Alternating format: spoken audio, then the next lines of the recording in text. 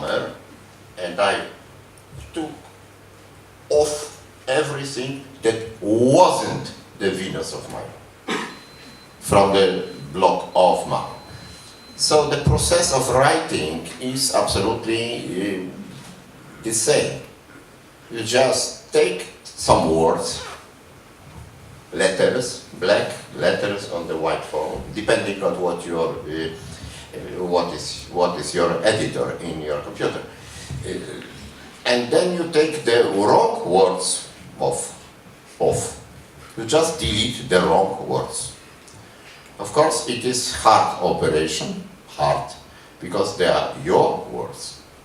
So deleting or throwing out your own words can only be compared to the circumcision made by the very dull and rusty knife.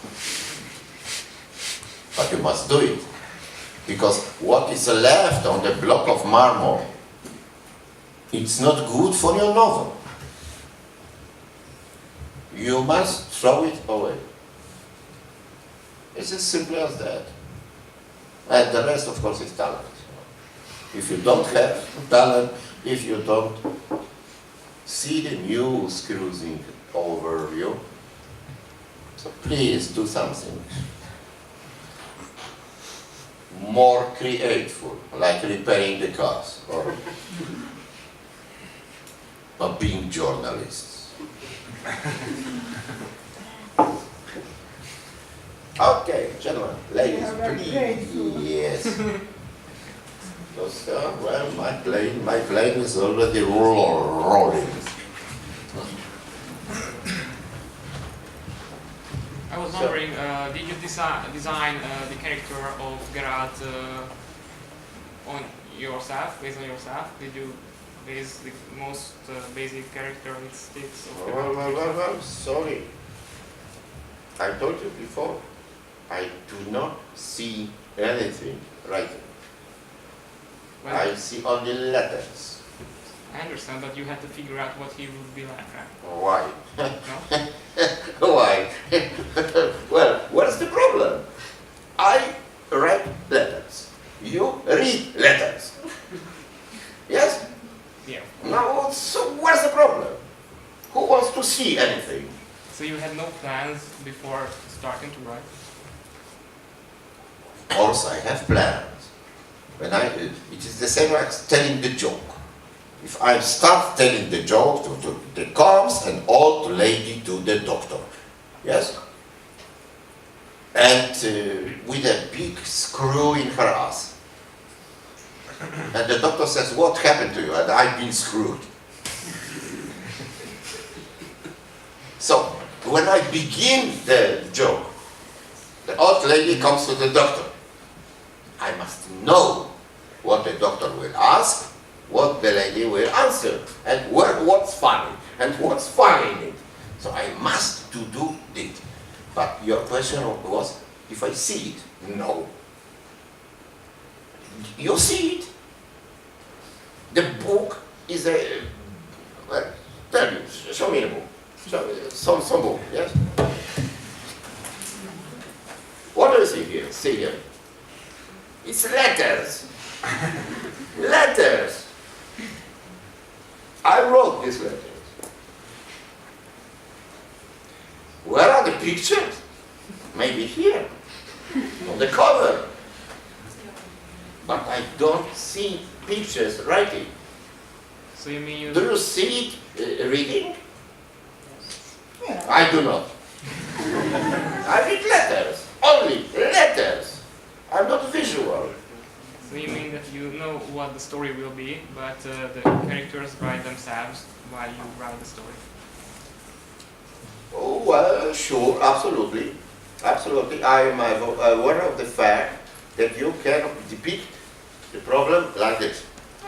The main hero is imagine a circus tent. Yes? Circus tent. The main hero is the brave pole holding the tent. The cotton of the tent is the story, is a storyline. The secondary characters are like these things that you put into the ground to keep the stand standing. It's like this. Everything is important. The pole, the tent, and the pegs. But my question is, who is the main character of the story, of the whole saga? Geralt or Ciri? Oh, Geralt, of course. Geralt? Because I think after the second book, the focus shifted to Ciri, and Geralt was like not a secondary character, but less important, maybe. It may seem like this, but it's still Geralt is the main character, the one that's holding the storyline like a tent. It's for sure. So the character of Ciri, of course, I know how to do it. I'm quite a talented guy. It's something that you called a development of the person, a development or progress or something right down even. So it's good. It's writable. You write it quite good. The story about the small innocent child who becomes, in her developmental progress, being something like a small monster. It's nice for a writer. It's nice. It is a French expression for it. But I have forgotten it. Just like this. So, I would like to have a question about the films. I heard that you were not satisfied with the previous television series. So my question is that, do you have any feelings about the upcoming films? Well, it will require a longer explanation. I don't know if you've heard it before, if you heard it not before, so I will hear it right now. So all the adaptations of the literature into movies can be depicted like some kind of Gaussian curve. The Italians, they have a better saying, la curva de Gauss. So it is something like this, resembling a big teeth. And it is statistical, the depiction of a statistical problem. So the adaptations of the literary works. So at the other, this down at this curva de Gauss, there are adaptations, there are abysmally worse than the literary object. Going up on this curva de Gauss, we have adaptations that are very bad, tragically bad. And on the top, just bad. And then you go down, and you're sort of bad, better. So the last step of the Gaussian curve, curva de Gauss, is the adaptations better than the literary origin. Of course, I don't suppose I have to add that the last category is virtually non-existent, but it happens. So, every adaptation, according to my lecture, must be worse than the literary origin. Must be worse. You must be aware of the fact. So every adaptation is worse and will be worse. Period. My question would be, what was the jump starter or motivation in the first place that you have taken the aim to write your novels in a dark, gritty, grim way instead of writing a high fantasy? Well, you know, that's a good question. But I suppose that it was because my aim, my target, was the Polish reader. And the Polish reader is very demanding. So the Polish reader will never accept another story about killing orcs. So the protagonist, the hero, is killing orcs, then he's killing more orcs, then he's killing more orcs, then maybe fucks some opposite sex, not always, sometimes it's the same sex. And then it's the end. So maybe it's a funny story, but the Polish reader will never accept something like this. And I knew it. And what about the computer game? Because I heard that you don't like it because some people think that the books are the adaptation of the game and not the opposite. So is it true? It is true. Unfortunately, it is true. But what to do? It's a fact of life. I cannot fight. I cannot struggle with the problem. No.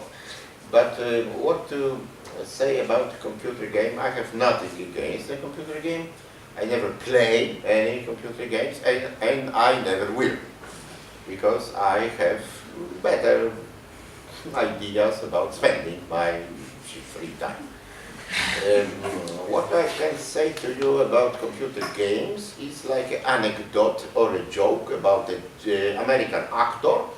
I will not name him because nomina sunt odiosa.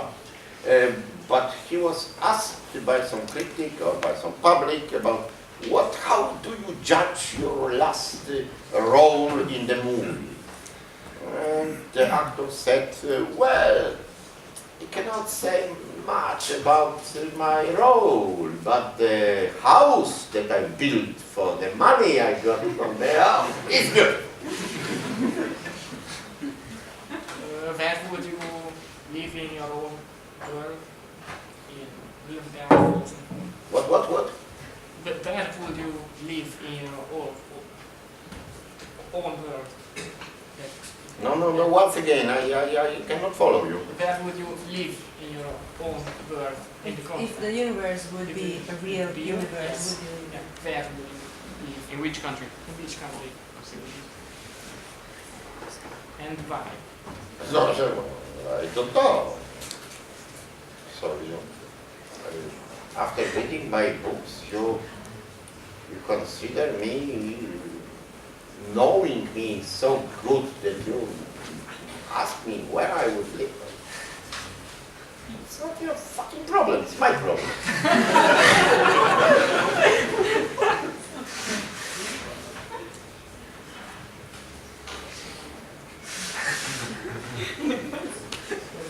Mongolia, outer Mongolia. Well, the question is, are you satisfied? Outer Mongolia. Maybe. When I said, please ask me a question, I didn't add just for politeness. The stupid ones are not required and not allowed. So please, no stupid ones. Okay, stupid ones are allowed. Because the silence, just, well, okay, stupid ones are allowed. Okay. I hope it's not that stupid, but so as I was reading your novels, I was wondering if the kingdoms, the countries in the Witcher universe are in any way reflect European history, or is it just a coincidence that sometimes maybe, you know, if someone thinks really hard about it may find similarities between like events in the European history and the events in the Wars of the Witcher universe. Is it pure coincidence? Normally, I would say yes, it's a pure coincidence. But, you know, sometimes it happens. For example, on some Russian convention, they asked me a question. You describe the situation, or you a situation about one country being engaged in a war with other country, and the third country is coming and taking your territorial line. And they said, well, you say all the time that you are far from the real history and real political problems. But everybody knows in Russia that you are writing about the Soviet Union invading Poland when engaged with the war with Germany. And I said, no, it's not the same. It's not the same. I just depict or picture or write about the history that is universal, because treachery is universal. And the sons of bitches will be all the time. It's not a problem. It is the Czechoslovakia, or it is Hungary, or it is Poland. No. Or it is the elves, or dwarves, or dragons. Sons of bitches and treachery is universal. Will always happen. Always. At the fifth book, the dwarves used to play a very complicated card game. The whole rule of the game is all of them planned, or you just show in the book the part that you needed to show. No. I don't know the rules at all. It was only the story. It was the storyline. They played the game, and it was not important for the reader to know the rules of the game. The reader must just read a story about the game, nothing more.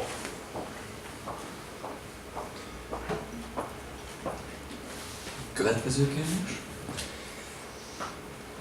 You said that you weren't satisfied with the series movies. I don't know, I've never heard about these before, honestly, but if they were to make another, like, I suppose, higher budgeted movies, is there a cast you would be satisfied with?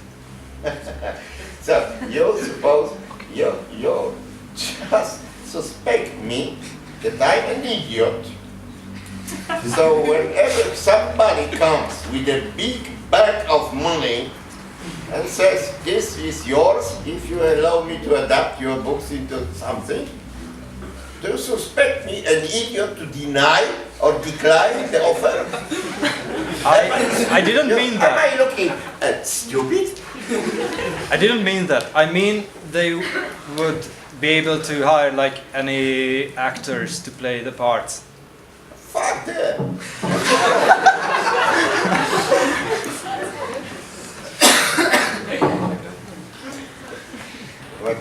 When I met Harrison, you know Harrison, he's dead, deceased, so requiescat in pace. But when we met with Harrison long time ago in Czech Republic in some hotel, he invited me to his room, which was staying with his wife Mary. Mary also deceased. Opened the suitcase. And the suitcase was full of whiskey. Full. Maybe, I don't know, 50 bottles or something like this. And Harry said, drink what you want, because I cannot, I'm AA, I cannot drink anymore. I said, okay, but it's a big suitcase. Now the suitcase was big. maybe in the half of the suitcase, Harry Harrison asked me, have you seen the movie